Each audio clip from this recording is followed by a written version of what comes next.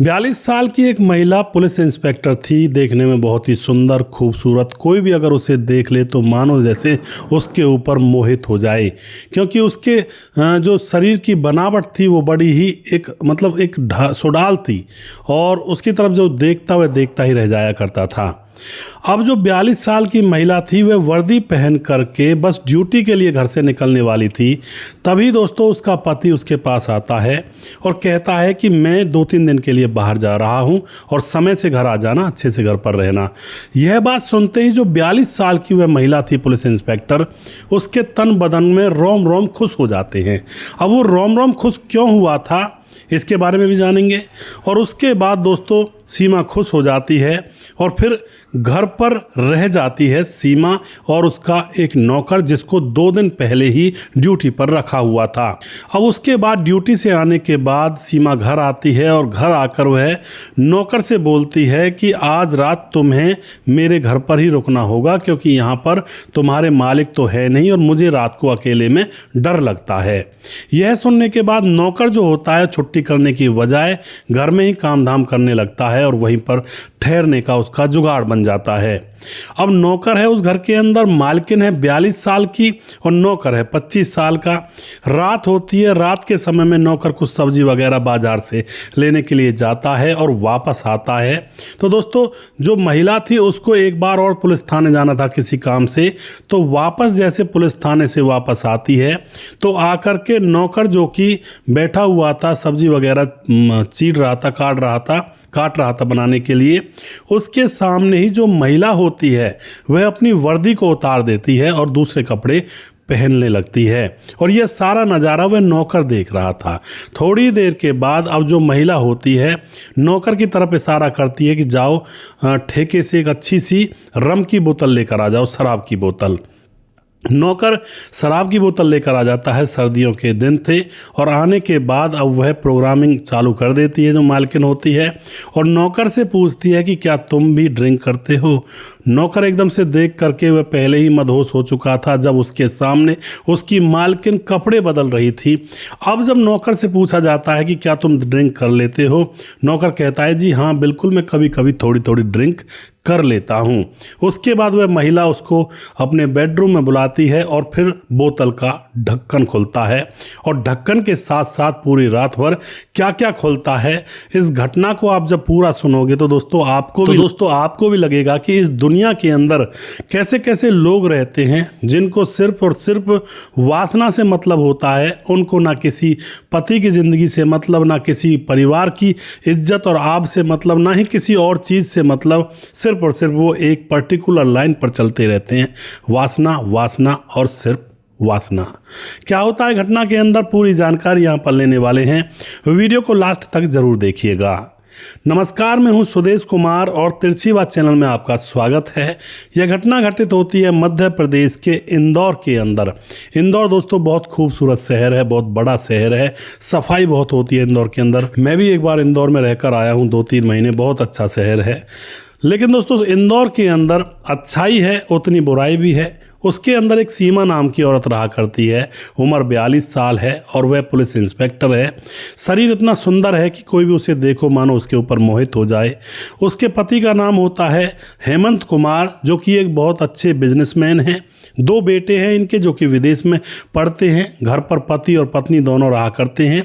पैसों की कोई दिक्कत नहीं है, पैसा भी खूब है और इज्जत भी खूब है समाज के अंदर।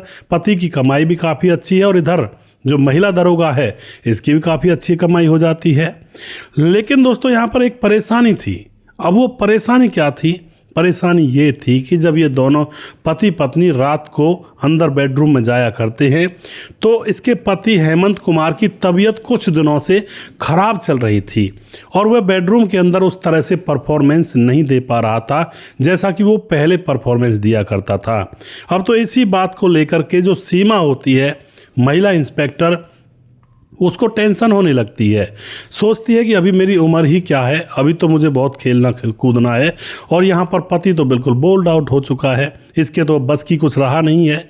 इन्हीं विचारों में रात दिन वह ख्यालों में खोया करती और वह मन ही मन अब विचार करने लगती है कि मुझे खुशियाँ कहीं और ढूंढनी पड़ेंगी, ऐसे काम नहीं चलेगा। अब यह तो बिल्कुल आउट हो चुका है, अब मैं कैसे करूँगी, मेरे अंदर तो अभी वो सारी चीज़ें कूट कूट कर भरी हुई हैं। अब दोस्तों यहाँ पर क्या होता है, जो सीमा है उदास रहते रहते गहरे गहरे विचारों में खो जाया करती और नया रास्ता निकालने की सोचा करती। अब इसी असमंजस परिस्थिति में एक दिन की बात होती है, जो सीमा होती है वह अपनी गाड़ी लेकर के घर की तरफ लौट रही थी और तभी रास्ते में एक पिज़्ज़ा बनाने वाले की दुकान पर रुकती है। पिज़्ज़ा बनाने वाला एक लड़का जो कि 25 साल का नौजवान, देखने में बहुत ही खूबसूरत था, वहाँ ले जाकर गाड़ी खड़ी कर देती है और अंदर से ही एक पिज़्ज़ा बनाने का ऑर्डर दे देती है। जो पिज़्ज़ा बनाने वाला वह लड़का था, वह भी अब इस महिला की तरफ देखता है तो देखता ही रह जाता है, क्योंकि ऐसा लगता ही नहीं था कि ये 42 साल की है, लगता था कि ये 25-26 साल की लड़की है। लेकिन दोस्तों यहाँ पर जैसे ही वह महिला गाड़ी के अंदर बैठी हुई थी, तभी पिज़्ज़ा वाला कहता है, मैडम ये लीजिए, आप कुर्सी पर बैठ जाइए, बाहर मैंने कुर्सी बिछा दी है और आराम से बैठकर यहाँ पर पिज़्ज़ा खाइएगा। तो यह लड़की कह लो या महिला कह लो, गाड़ी में से उतरती है और उतर करके कुर्सी पर बैठ जाती है। और अभी भी जो पिज़्ज़ा बनाने वाला लड़का था, जिसका नाम होता है अजय, वह लगातार इसको देख रहा था और इसके ऊपर देखता और फिर पिज़्ज़ा बनाने लगता, फिर देखता इसकी भूरी भूरी कलाइयाँ, भूरी भूरी गर्दन और बड़ा ही अच्छा चेहरा लुभावना। तो दोस्तों पिज़्ज़ा बनाने के बाद इस महिला को पिज़्ज़ा दे दिया जाता है। पिज़्ज़ा जैसी महिला खाती है तो उसको ये, तो वह जो पिज़्ज़ा होता है वह इस महिला को बहुत ही स्वादिष्ट लगता है। और अगले ही क्षण जो महिला दरोगा थी वह भी उस लड़के की तरफ लगातार तभी से नज़र बनाए हुए थी कि लड़का बहुत सुंदर है, सुडौल शरीर है और बहुत ही स्वस्थ है। तो अगले ही क्षण जो महिला होती है वह उससे पूछती है कि पिज़्ज़ा की दुकान लगाकर तुम आखिर कितना कमा लेते हो। लड़का कहता, मैडम गुजारा हो जाता है, अभी ना बाल बच्चे हैं तो खर्चा ही क्या है, माँ बाप हैं, मैं हूँ, पिताजी भी कमाते हैं, मजदूरी वगैरह करते हैं, तो ज़्यादा खर्चा नहीं है, 3 लोग हैं हम, माँ बाप और मैं। तो उसके बाद जो महिला होती है वह कहती है कि एक काम करोगे। लड़का बोलता है, क्या करना है मैडम। महिला कहती है कि तुम घर का काम करना जानते हो। वह कहता है लड़का, हाँ जी मैं सारा काम जानता हूँ, सारे कामों में निपुण हूँ। तो महिला कहती है कि मेरे घर पर मुझे काम करवाना है और मतलब खाना वगैरह बनाना होता है, और गाड़ी चला लेते हो तुम। वह कहता है हाँ जी गाड़ी भी चला लेता हूँ मैं। तो वह कहती है महिला की ड्राइवरी भी तुम मेरे साथ कर लिया करना, और मेरे घर का काम धंधा जो भी कुछ है, खाना बनाना, घर के बर्तन वगैरह जो भी कुछ होता है वो घर का काम कर लिया करना। और तुम पिज़्ज़ा की दुकान पर क्या कमा लोगे, मैं तुम्हें 20,000 रुपये दिया करूँगी इस काम के बदले, मेरे साथ रहना खाना फ्री होगा, तुम्हारा इज्जत बढ़ेगी क्योंकि मेरी ड्राइवरी करोगे तो फिर लोग भी तुम्हें इज्जत की नज़र से देखेंगे, मेरे घर में नौकरी करोगे तो भी तुम्हारा रेपुटेशन तुम्हारी बढ़ेगी, खाने पीने की तुझे चिंता होगी नहीं, जो 20,000 रुपये बचेंगे तुम्हें मिलेंगे तनख्वाह के, वो सीधा तुम्हारे बचत के होंगे, यहाँ तक कि जेब खर्चा मैं दे दिया करूँगी, मेरे साथ रहोगे तुम, मेरे घर पर काम करोगे। अब तो ये बहुत अच्छा मौका उस लड़के को नज़र आ रहा था, क्योंकि पिज़्ज़ा से भी वह 20,000 रुपये तो कमा लिया करता था, लेकिन उन 20,000 रुपयों में पिज़्ज़ा का सामान आया करता, रेडी वगैरह का किराया वगैरह था जो वो दिया करता, जिस ठिए पर लगाया करता उस दुकान के आगे लगाया करता, दुकान वाला भी किराया मांगता, और ऊपर से उन्हीं 20,000 रुपयों में से घर का खाना खर्चा चला करता। तो मुश्किल से महीने में 2-4 हज़ार रुपये उसको बचा करते थे घर परिवार में देने के लिए। अब वह देखता है कि ये तो बहुत अच्छा मौका है, खाना खर्चा मैडम चला देगी, मुझे कोई दुकान में जैसे लागत लगानी पड़ती है ऐसे लागत नहीं लगाई जाएगी, और जो भी बचेगा 20,000 रुपये ज्यों की त्यों प्योर मेरे साथ पास बच जाएंगे और इनको घर वालों को दे दिया करूँगा और खाना पीना अच्छा हो जाएगा। तुरंत वह हामी भर देता है, और हामी भरने के बाद मैडम कहती है कल सुबह सुबह तुम मेरे इस बताए गए पते पर आ जाना, और उसको पर्ची में लिखकर पता बता देती है और फ़ोन नंबर लिख कर दे देती है और उसका फ़ोन नंबर ले लेती है। दोस्तों दूसरे दिन वह पहुँचता नहीं है, मैडम इंतज़ार करती है, तो मैडम तुरंत ही उसको लेने के लिए वहाँ पर पिज़्ज़ा की दुकान पर दोबारा से जाती है। तो वहाँ पर वह अपने जो बचे हुए पिज़्ज़े थे उनको बेच रहा था, और उसके बाद दुकान बंद करके मैडम के पास आने ही वाला था। लेकिन इतने में मैडम वहाँ पर पहुँच जाती है और कहती है तुम आए नहीं। कहता है मैडम अभी मेरा थोड़ा सा सामान बचा हुआ, इसको बेचकर मैं आज ही आने वाला था। तो इतने में मैडम उससे कहती है ये सब कुछ रखो, हटाओ और इसको छोड़ो और बैठो मेरी गाड़ी में। तो लड़का उसकी गाड़ी में बैठ जाता है पीछे, लेकिन मैडम कहती है कि मेरी साइड में आकर बैठो, और रास्ते में वह उस लड़के की तरफ निहारती रहती है लड़का अपने बचे हुए पिज्ज़ा को बगल वाली दुकान वाले को बेच देता है कि भाई तुम बेच लेना, रेडी को भी तुम रख लो, पैसे दे देना बाद में। तो लड़के को वह देखती देखती वापस आती है और आकर के लड़के को अपने घर में प्रवेश करवा देती है। वहाँ पर उसका पति भी था, हेमंत कुमार। उस हेमंत कुमार से कहती है कि सुनते हो जी, मुझे काम करना पड़ता है, ड्यूटी से आने के बाद भी गाड़ी चलाने के लिए भी कोई चाहिए, तो मैंने एक लड़का रख लिया है जो मेरी गाड़ी भी चला देगा और हमारे घर का सारा काम भी निपटा देगा और खाना भी बना लेगा। जो हेमंत उसका पति था वह बिजनेसमैन था, वह कहता है कि कोई परेशानी नहीं है, बहुत अच्छी बात है, कुछ मदद हो जाएगी तुम्हारी। तो उसके बाद वह नौकर उस घर में अब ठहर जाता है। सुबह से लेकर शाम तक अच्छा काम करता है, सारी चीज़ें जो भी करनी होती हैं। और उसके बाद दूसरा दिन गुजरता है, दूसरे दिन के बाद तीसरा दिन गुजरता है। अब तीसरे दिन क्या होता है, जैसा कि मैंने आपको कहानी के स्टार्टिंग में बताया था, जो उस घर का मालिक था हेमंत बिजनेसमैन, वह अपनी पत्नी से कहता है कि मैं 2-3 दिन के बाद आऊँगा, मैं कहीं बाहर जा रहा हूँ। और जो पत्नी सीमा होती है पुलिस इंस्पेक्टर, वह वर्दी पहन रही थी। तभी जब वह ये बात सुनती है तो वह अंतर्मन से खुश हो जाती है, कहती है ठीक है कोई दिक्कत नहीं है और अब तुम जा सकते हो। उसके बाद अपने नौकर से कहती है कि तुम शाम को यहीं पर रुक जाना, क्योंकि तुम्हारे मालिक यहाँ पर नहीं रहेंगे तो मुझे अकेले में डर लगता है। तो उसके बाद दोस्तों जो मालिक होता है वह तो चला जाता है और यह महिला अपनी ड्यूटी पर चली जाती है। वापस आती है, नौकर घर पर ही था। और फिर दोस्तों यहाँ पर क्या होता है, नौकर से आते ही कहती है काम हो गया। नौकर कहता है हाँ मैडम काम सारा हो गया, खाना भी तैयार है। तो यह उससे एक शराब की बोतल मंगाती है। उस शराब की बोतल को जैसे नौकर लेकर आता है, नौकर अपने घर में उससे पहले जैसे सब्जी चीर रहा था सब्जी बनाने के लिए, तो यह महिला जैसे ड्यूटी से आती है तो अपनी वर्दी उस नौकर के सामने ही बदलने लगती है। इसके मन में कुछ ना कुछ चोर था। नौकर यह सारा नज़ारा देख रहा था, लेकिन वह कहे भी तो किससे कहे, और कहे भी तो क्यों कहे, जब सामने इतना अच्छा दृश्य चल रहा है तो वह क्यों किसी से कहेगा। वह सारा नज़ारा देखता है तो शायद हो सकता है उसके मन में भी कुछ ना कुछ ख्याल उठ रहे हों। अब शाम हो जाती है, शाम को 9 बजे का समय था, शराब की बोतल आ चुकी थी और जो मैडम होती है वो अपने बेडरूम में बैठी हुई एकदम से आवाज़ लगाती है अजय को कि अजय इधर आओ। अजय वहाँ पर जाता है और जाकर देखता है मैडम ने शराब की बोतल खोल रखी है। मैडम कहती है कि तुम शराब वगैरह ड्रिंक वगैरह कर लेते हो क्या? अजय कहता है मैडम कभी कभी कर लेता हूँ। तो मैडम उसको वहीं पर बिठा लेती है हाथ पकड़ के और उसको पैग पर पैग बनाकर देने लगती है। थोड़ी देर के बाद अजय नशे में धुत हो जाता है और फिर होता है यहाँ पर दोस्तों वही काम जो नहीं होना चाहिए था।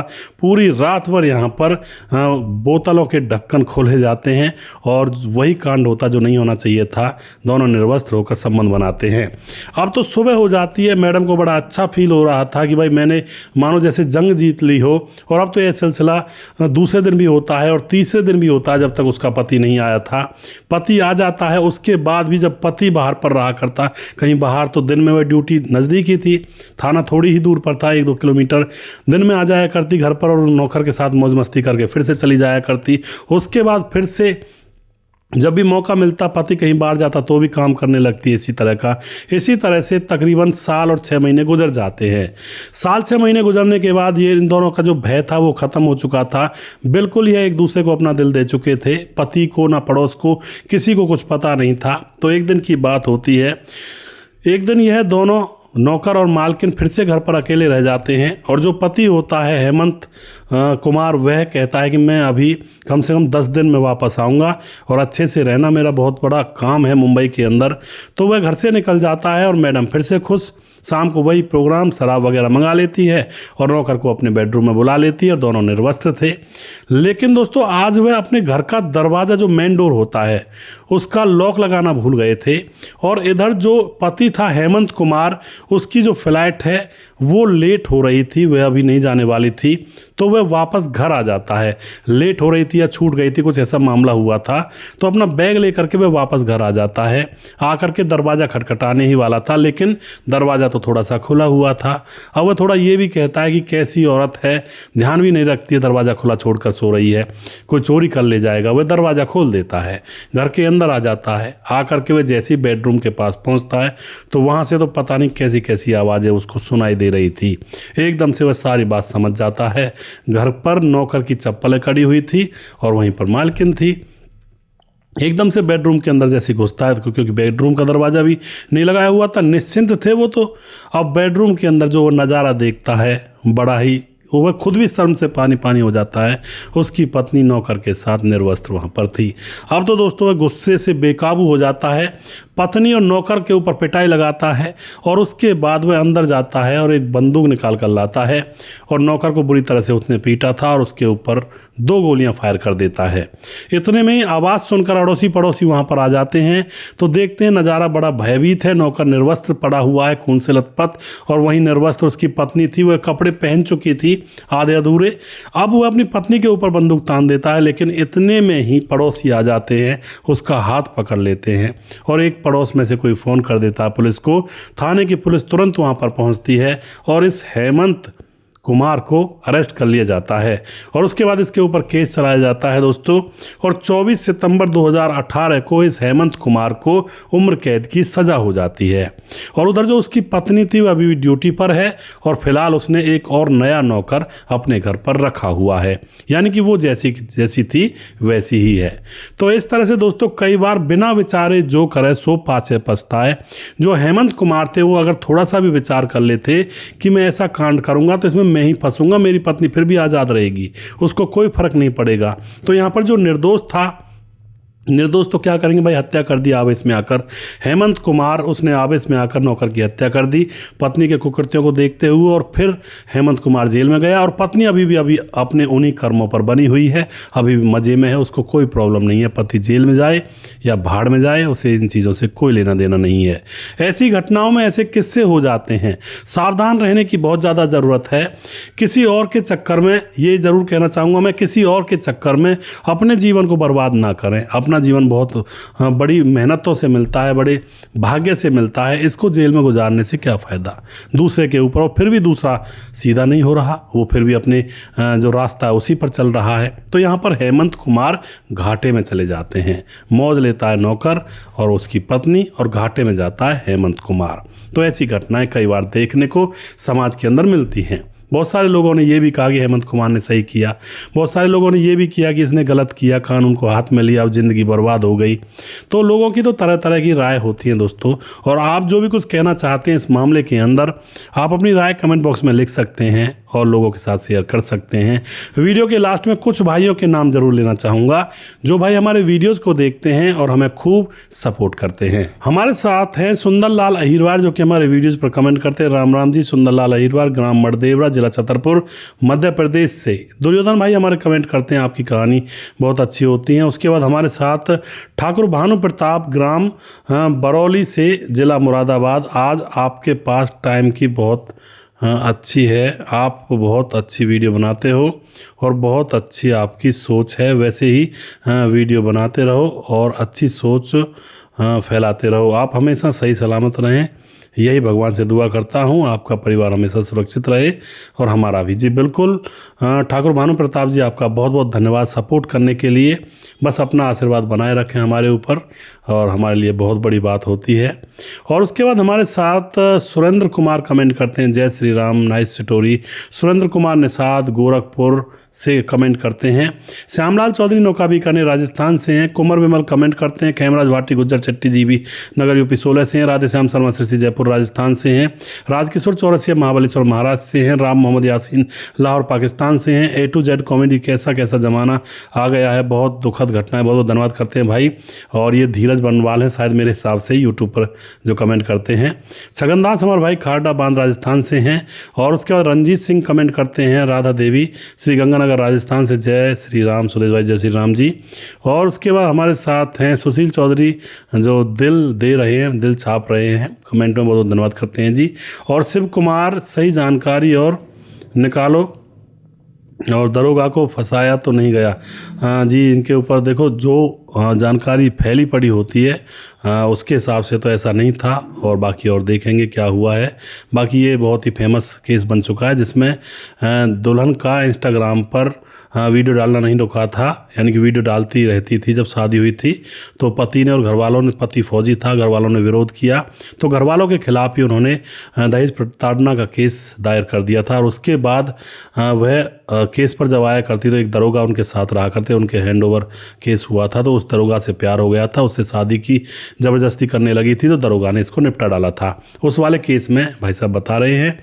तो उसके बाद हमारे साथ योर ऑल वीडियोज़, उसके बाद हमारे साथ राम थापा, कितना दुख की घटना है, पता नहीं क्यों मारते हैं लोग जी, बिल्कुल ऐसा कई बार हो जाता है। और उसके बाद हमारे साथ राजकिशोर चौरसी जो बता चुका हूँ, ऋतिक कुमार, मुकेश शाह कमेंट करते हैं, और उसके बाद साहब सिंह जिला बिजनौर से कमेंट करते हैं, और उसके बाद हमारे साथ छगन दास हैं, और उसके बाद कुछ भाई हमारे फेसबुक पर हैं, उनके नाम भी ले लेता हूँ, जो कि लगातार कमेंट करते हैं और हमें खूब सपोर्ट करते हैं। हमारे साथ हैं ओकेश परिहार, राम राम साहब, बहुत अच्छी बात है, बहुत धन्यवाद जी। राम गोसाई हमारे भाई कहते हैं, भाई जी आजकल कलयुग है, कुछ भी हो सकता है।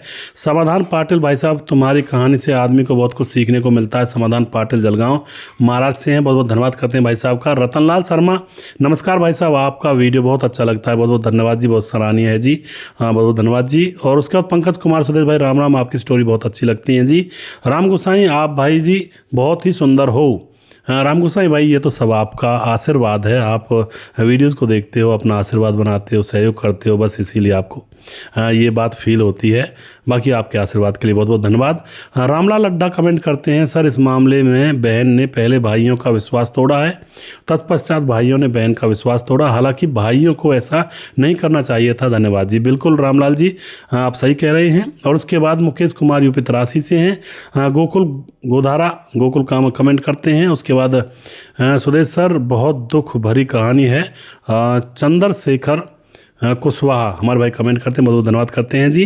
मनोज श्रीवास्तव बिहार 28 से हमारे वीडियोस को लगातार कमेंट करते हैं। जैनुद्दीन अंसारी कमेंट करते हैं। सुजीत कुमार कमेंट करते हैं। देवाराम चौधरी, राम राम साहब आपसे बात करना चाहते हैं, आपका नंबर चाहिए। देवाराम जी आप मैसेंजर में आप हमसे बात कर सकते हैं।